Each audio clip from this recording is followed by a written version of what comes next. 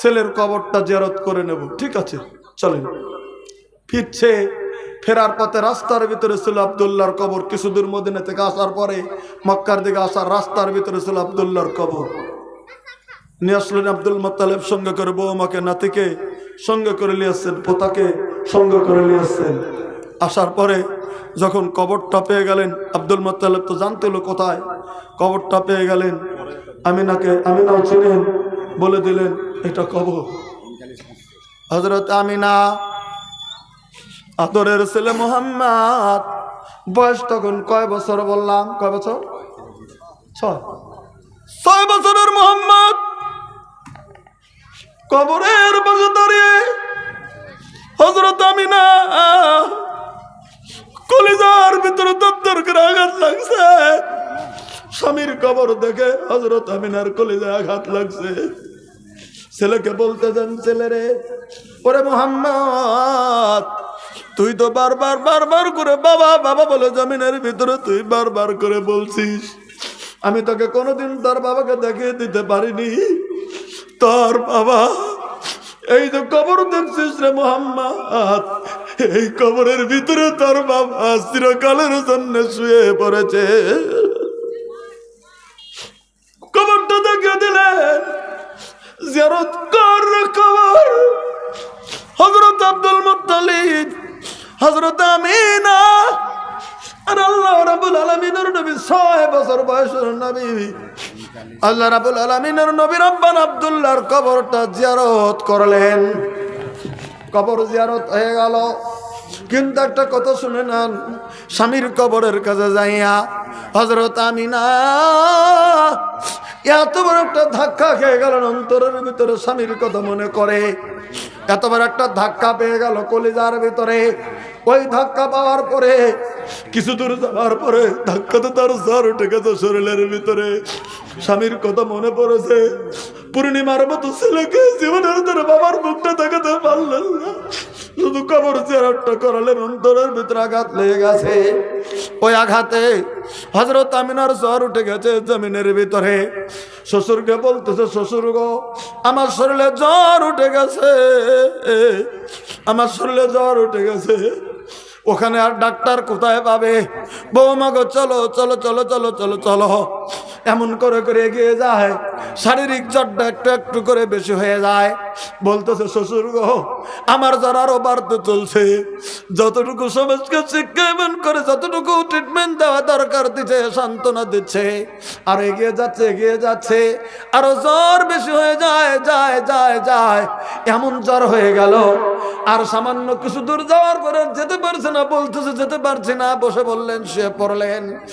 এত জ্বর বেশি হয়ে গেল বেশি হয়ে গেল বেশি হয়ে গেল, রাস্তার ভিতরে হযরতে আমিনা মক্কা পৌঁছাইতে পারলেন না। তার আগেই হযরত আমিনা পৃথিবীর জমিন থেকে নবীর মা রাস্তার ভিতরে ইন্তেকাল হয়ে যায়। 6 বছরের নবী, 6 বছরের বিশ্ব নবীজি বাবার কবর দেখতে যাইয়া চিরন্তকালের জন্য মা আমিনাকে পৃথিবীর জমিনের ভিতরে নবী হারিয়ে দিল, নবী হারিয়ে দিল। এবার নবী মাকে সঙ্গে করে চলে গিয়েছিল। এবার মাকে ছেড়ে খালি হাতে নবী ফিরলেন মক্কাতুল মুকাররমার দিকে।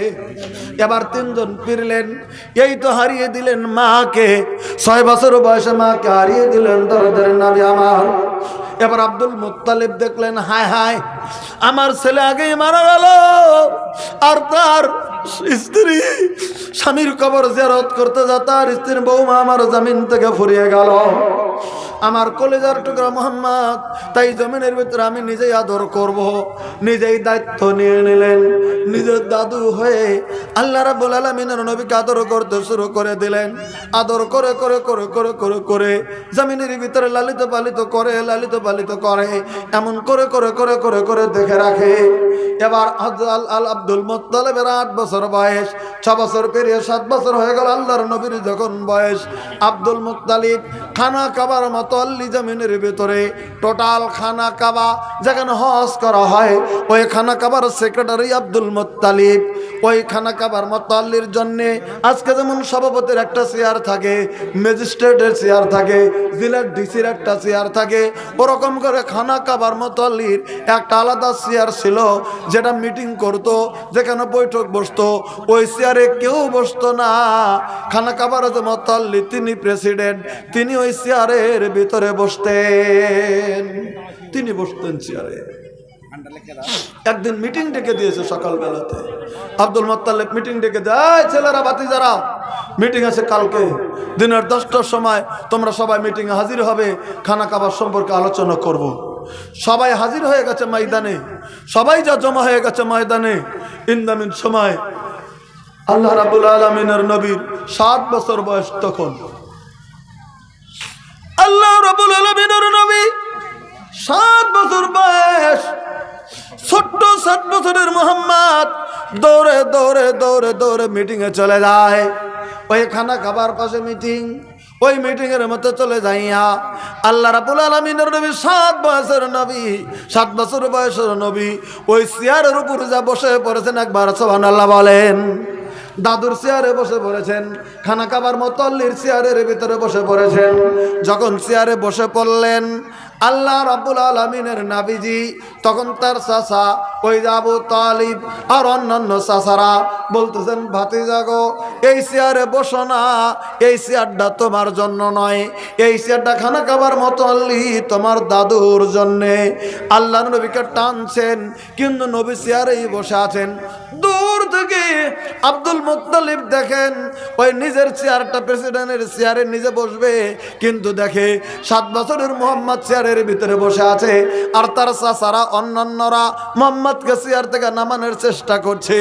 দূর থেকে দেখে আব্দুল মুত্তালিব বলে দিয়েছেন, ওরে আমার ছেলেরা ভাতিজারা রে, তাদেরকে একটা কথা বলে দিচ্ছি, আমি তোরা শুনে নি। বলে কি? না না না, মুহাম্মদকে ওই চেয়ার থেকে তোরা নামাস না, মুহাম্মদকে ওই চেয়ার থেকে নামিয়ে দিস না, মুহাম্মদকে ওই চেয়ার থেকে সরিয়ে দিস না। বলে কেন আব্বা? এটা তো আপনার চেয়ার, এটা প্রেসিডেন্টের চেয়ার, এটা খানা কাবার মতোয়াল্লির চেয়ার, এখানে কেন ভাতিজা বসবে? বলে না, পৃথিবীর কোনো মানুষ এই চেয়ারের মধ্যে যদি বসে যায় আমার দিলের ভিতরে হিংসা হয়, অন্য কোনো মানুষ যদি বসে আমার দিলে হিংসা হয়ে যায়, কিন্তু আমার আব্দুল্লাহর ছেলে মুহাম্মদ এই চেয়ারের মধ্যে যদি বসে যায় আমার হিংসা হয় না। আমার দিলে কেন যেন উদয় হয়ে যায়, আমার দিলে কেন যেন বলে দেয় এই চেয়ারটা মনে হয় আমার থেকে মুহাম্মাদের জন্যই যেন যোগ্যতা বেশি রয়েছে। নারায়ে তাকবীর। ওইখানে কাবার মতোয়াল্লি নিজের পোতা মুহাম্মদকে চেয়ারে বসে দিয়ে নিজের নিচে বসে এই পৃথিবীর জামিনের ভিতরে তিনি মিটিং করেছেন। সহিহ হাদিসে তার বর্ণনা চলে এসেছে। তাহলে আব্দুল মুত্তালিব আল্লাহ রাব্বুল আলামিনের নবীকে পৃথিবীর জামিনের ভিতরে কত ভালোবেসেছেন।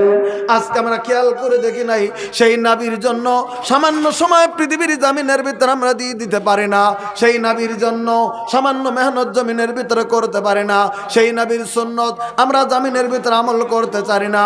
আমার ভাইরা, সেই নবীর জন্য, সেই নবীর কথার মান্যতা জমিনের ভিতরে দিতে জানি না। কিন্তু যদি একটু নবীর দিকে এসে যাই, দিনের দিকে যদি এসে যাই, আল্লাহ রাব্বুল আলামিন একটা কথা বলেছেন, ফাল্লাযীনা আমানু বিহি ওয়াজ্জারুহু ওয়া নাসারুহু ওয়াত্তাবাউন নূর আল্লাযী উনজিলা মাহু উলাইকা হুমুল মুফলিহুন। সহিহ। এটা মেয়ে পুরুষের জন্য, নিজের জন্য 1000 দান করে। জাযাকাল্লাহ হায়াকাল্লাহ। একটা মহিলা তার স্বামীর জন্য না, একটা মহিলা তার স্বামীর জন্য 1000 টাকা তিনি দান করে দিয়েছেন। আল্লাহ, এই দিনের নবীর প্রতিষ্ঠানের জন্য। আজকে যে নবীর কথা বলতে চলেছিলাম, সেই নবীর জন্য দিয়েছে গো আল্লাহ। আল্লাহ তুমি কবুল ও মঞ্জুর করো, নেক মাকসুদকে তুমি পূরণ করে দাও। ওই মহিলাটা স্বামীর জন্য দিয়েছে, মাবুদ গো, স্বামীর নামের দান তোমার দরবারে তুমি কবুল মঞ্জুর করো আল্লাহ। একটা মহিলা এই জমিনের ভিতরে ওই টাকা দান করে দিয়েছে। জাযাকাল্লাহ হায়াকাল্লাহ। বাকি মদিনা 1000 টাকা নগদ, 1000 টাকা বাকি। নারে তাকবীর। রাকিমউদ্দিন নামে একজন 2000 টাকা দান করে দিয়েছেন, 1000 টাকা নগদ দিয়েছেন, একটা 1000 মহিলা বাপের টাকা নামে বাকি দিয়েছেন। 500 টাকা দিন। একজন মহিলা বাবার কথা মনে করে 500 টাকা দিয়েছে। আল্লাহ, আল্লাহ তুমি দানকে কবুল মঞ্জুর করো, আল্লাহ তুমি নেক মাকসুদকে পূরণ করে দাও, দুনিয়া আখিরাতে তুমি কামিয়াবি দিয়ে দাও। আল্লাহ যে নিয়ত দিয়েছে আল্লাহ তুমি নিয়ত পূরণ করো। রুহুল আমিন রুহুল আমিন একজন ভাইজান 500 টাকা দিয়েছে। আল্লাহ, আল্লাহ তুমি তার দানকে কবুল মঞ্জুর করো, আল্লাহ নেক মাকসুদকে পূরণ করে দাও, দুনিয়া আখিরাতে তুমি কামিয়াবি দিয়ে দাও। আল্লাহ যে একটা মেয়ে হলো ওরই ছেলে একটা মেয়ে 500 টাকা দিয়েছে। একটা মেয়ে আরো 500 টাকা দান করেছেন। জাযাকাল্লাহ হায়াকাল্লাহ, আল্লাহুম্মা বারিক হালিকা মালিকা, আল্লাহ তুমি তাদের মধ্যে বরকত দিয়ে দাও। আল্লাহ একটা স্ত্রী লোক আর নিজের নামে পুরুষের নামে। জাযাকাল্লাহ হায়াকাল্লাহ, একটা মহিলা তার স্ত্রীর নিজের জন্য তার স্বামীর কথা মনে করে 500 টাকা দান করে দিলেন। আল্লাহ, আল্লাহ তুমি দানকে কবুল মঞ্জুর করো, আল্লাহ তুমি নেক মাকসুদকে পূরণ করে দাও। আর মহিলা 350 টাকা 750 আর মহিলারা 350 টাকা দান করেছেন। জাযাকাল্লাহ হায়াকাল্লাহ, আল্লাহুম্মা বারিক হালিকা মালিকা। আমার ভাইরা বাবা মার কথা মনে করে 100 200 500 টাকা, একজন আছেন আমার বাবা নাই, বাবার কথা মনে করে আজকের জামিনের ভিতরে 500 টাকা দিয়ে দেবেন। এমন কোন পুরুষ আছেন নবীর মহব্বতে 500 টাকা 1000 টাকা দেবেন আজকের জামিনের ভিতরে? একটু এগিয়ে আসবেন, এইদিকে আসেন ভাইজান, এদিকে আসেন, এদিকে আসেন।